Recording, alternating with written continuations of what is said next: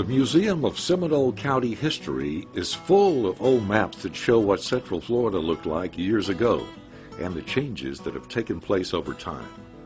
This is the story of one of those maps called the Orange County 1890 map and how it was nearly destroyed only to be restored with the help of a federal grant. The story begins before Seminole County even existed, with the arrival of a Swedish immigrant in Sanford named J. Otto Fries.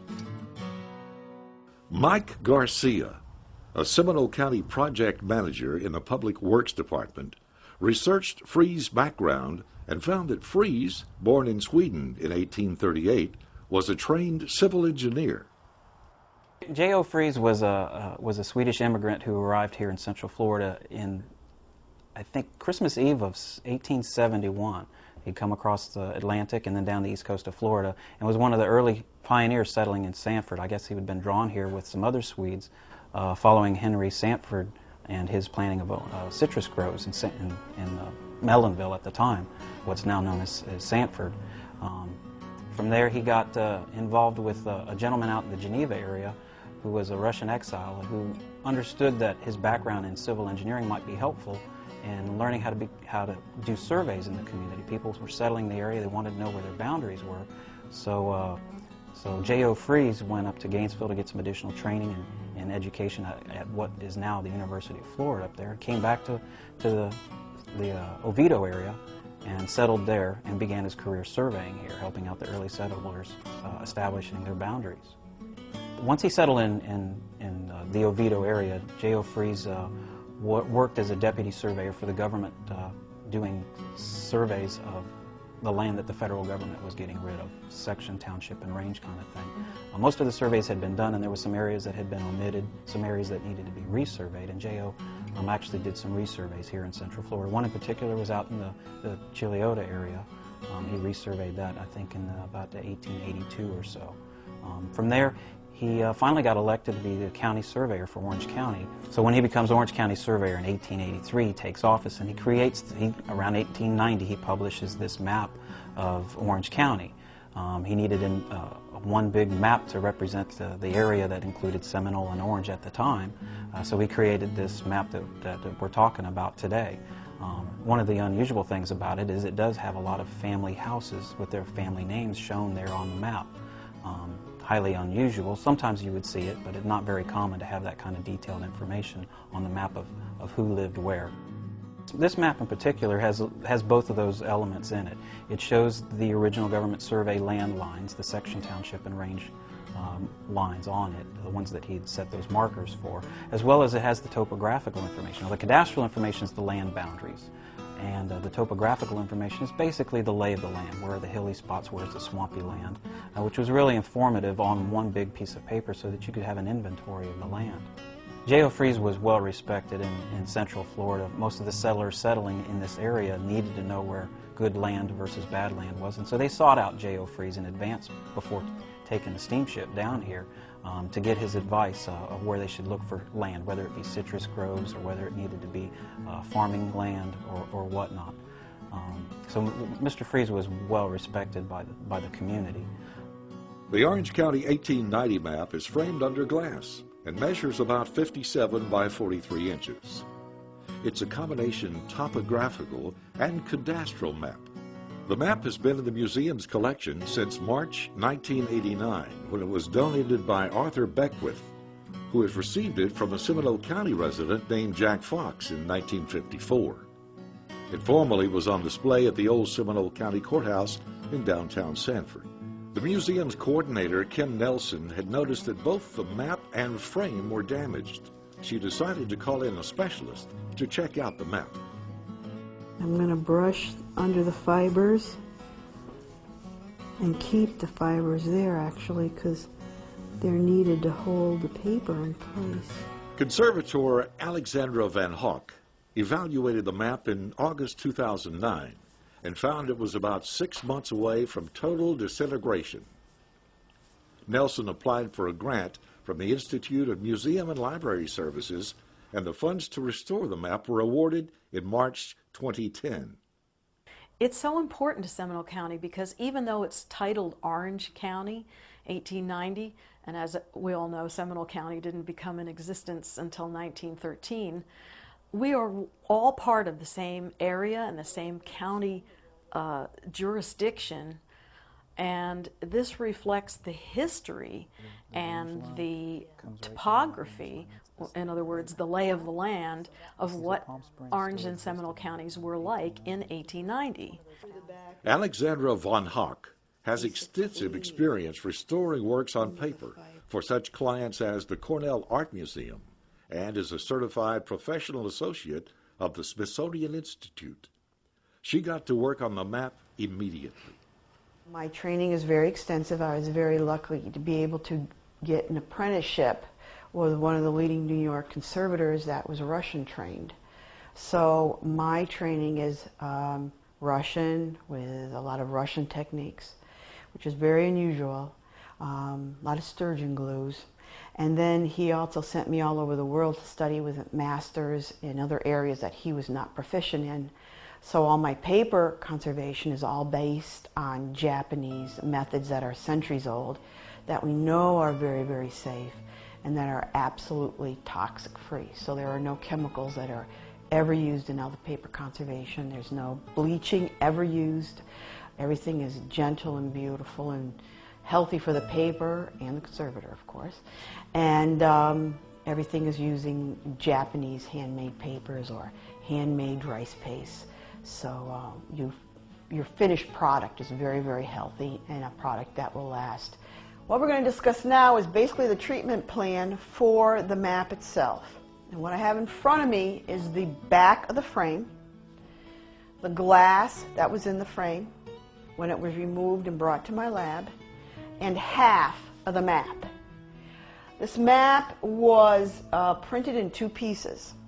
So it's been removed along its seam line, and they're going to be treated as two separate pieces and then reattached. This is very interesting. This is the reason why this poor map on the paper is degraded so terribly. We have to address its package, which is the oak frame. Oak is extremely acidic. And what happens is if any moisture is involved in this, it migrates extreme amounts of acidity into your paper. This also initially had an oak backing board across the entire back of it, which also lended huge amounts of acidity into the paper. And for a long period of time, I'd say at least 60 years, 70 years, this piece of art was sitting on a floor that was wet. And that's why at the very bottom, there's huge discolorations called tide lines in the dark brown. And if you see very closely, you'll see the stains have actually migrated up from the wood of the bottom of the frame into the art. Vonhawk carefully separated the map into two sections. It had originally been printed in two pieces in 1890, since larger printing presses were not available at that time.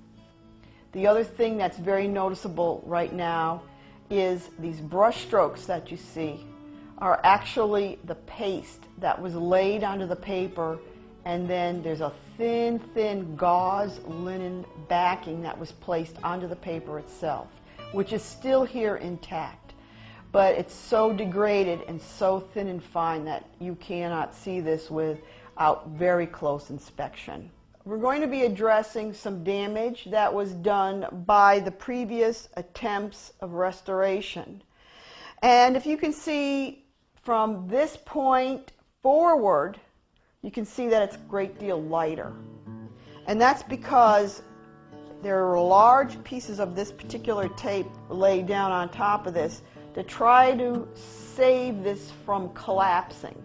And you can see all of the breaking tears. Here's a piece that's completely loose. It goes all along to these edges. And I removed this. This is a linen base that was laid on with a two-part epoxy. And you can see how very, very strong it was. And it's totally, of course, inappropriate at this point to place on this, but kind hands really wanted to save this, and so it's all understandable. It happens all the time. The other thing is you can start seeing a little bit of the backing linen is coming up just a touch so that you can get an idea how thin it is. It's thinner than a scarf, very, very thin. These actually are going to be laid back down and used in the restoration to actually hold the paper together because it's extremely fragile. It's like one ply of toilet paper, and it's basically dust at this point.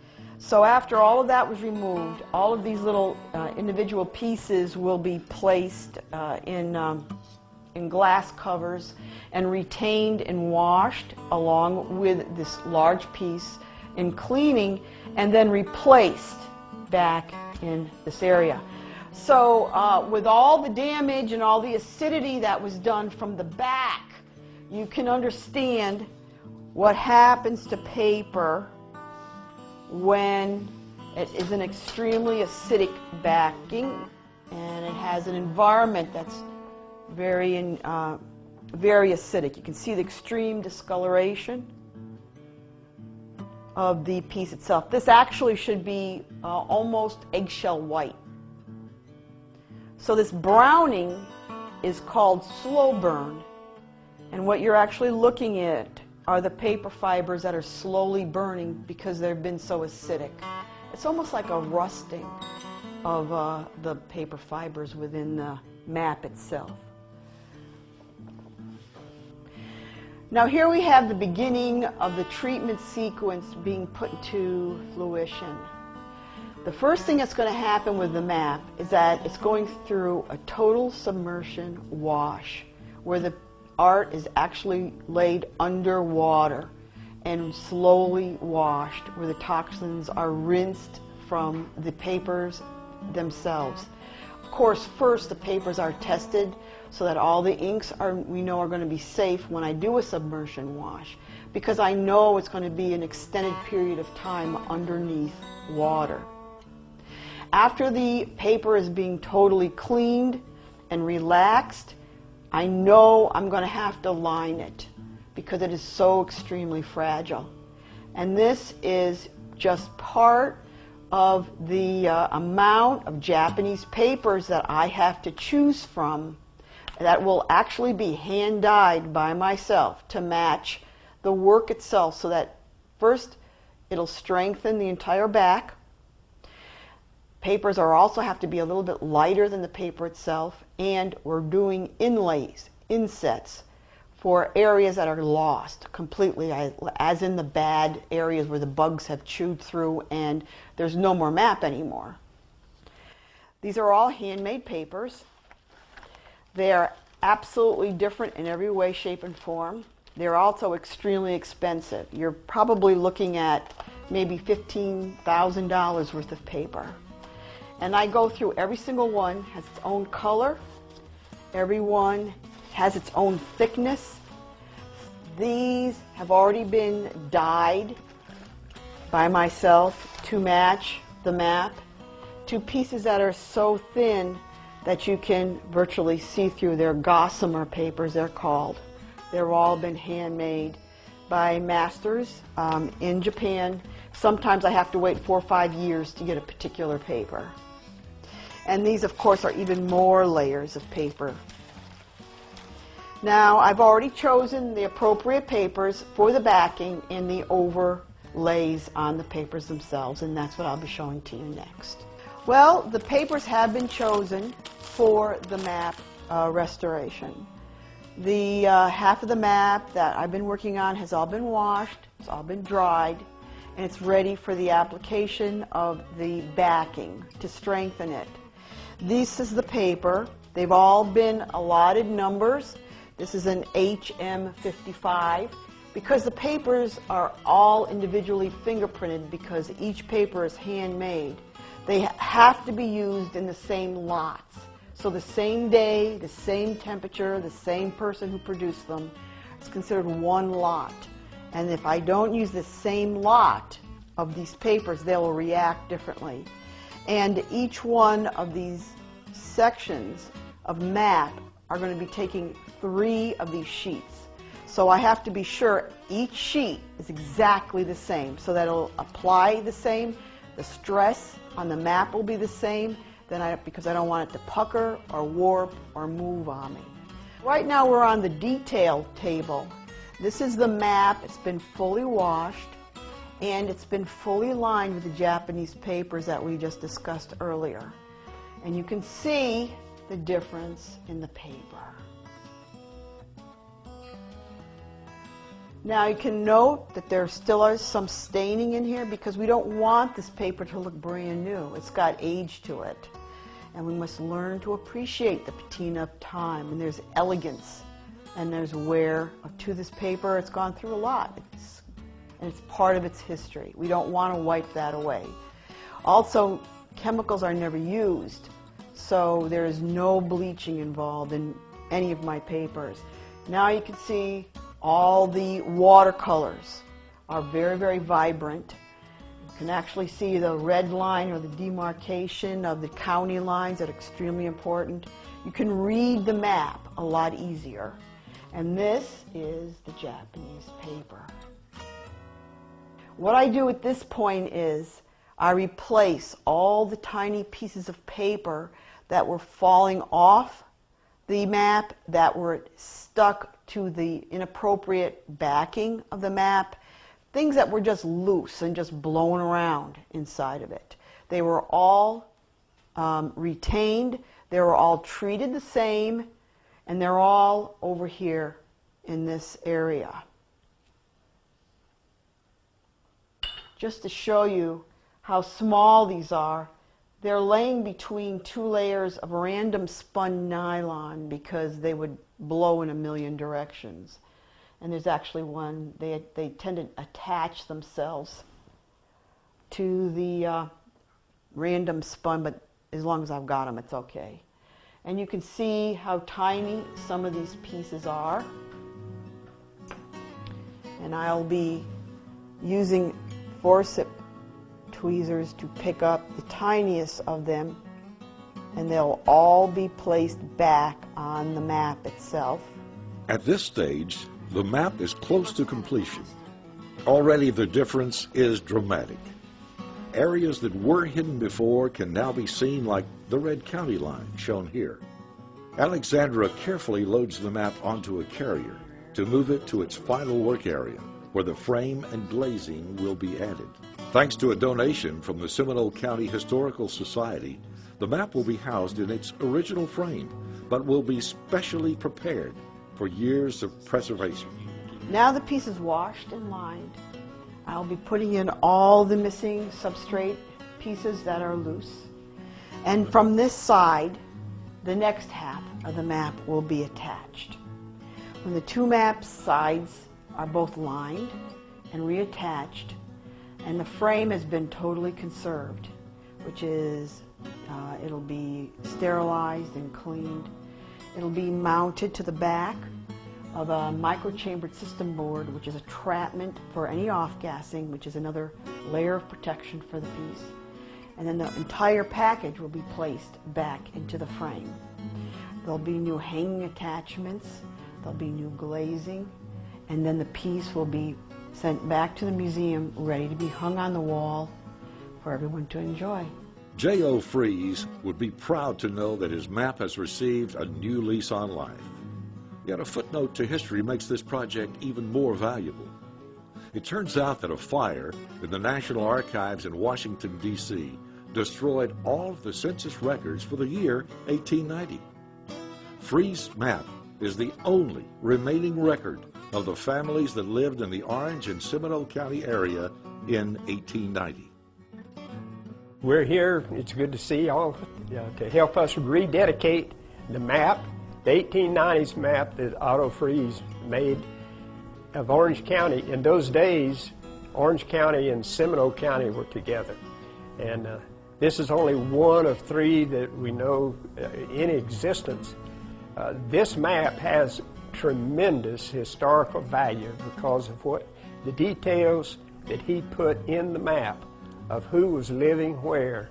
And well, it's just one of those great things. It's Less than a year later, the Seminole County Historical Society unveiled the newly restored map and rededicated it to the public.